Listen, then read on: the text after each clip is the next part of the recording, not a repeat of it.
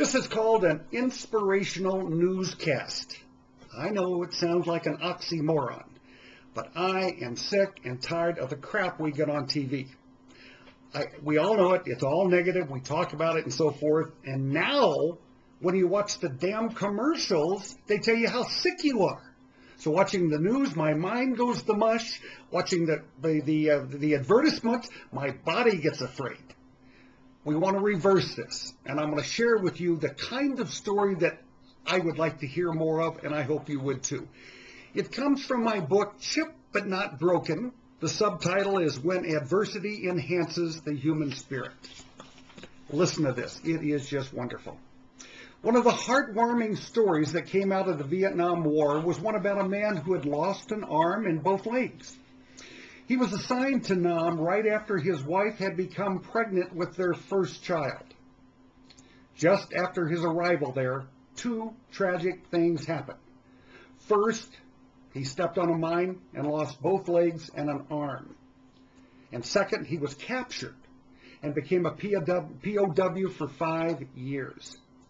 During all of these horrible years, his wife had given birth to a son who had grown from a baby to a little boy and had started kindergarten. When the POWs were finally released, there were actually two planes involved.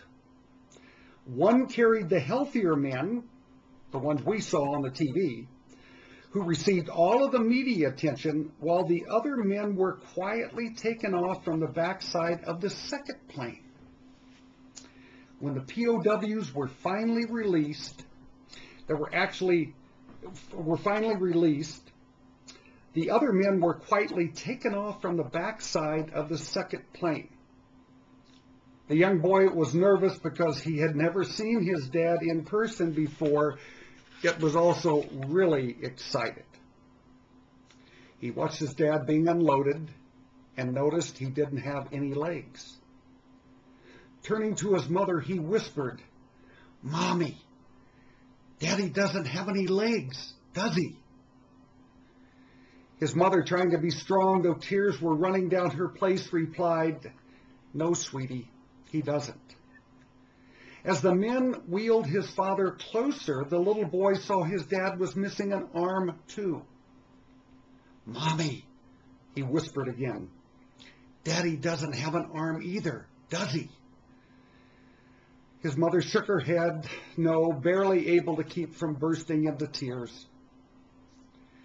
But after a long pause, in which one could tell the little boy was thinking really hard, he turned to his mom and said a beautiful thing. Leaning over, he whispered, "Let's not tell him."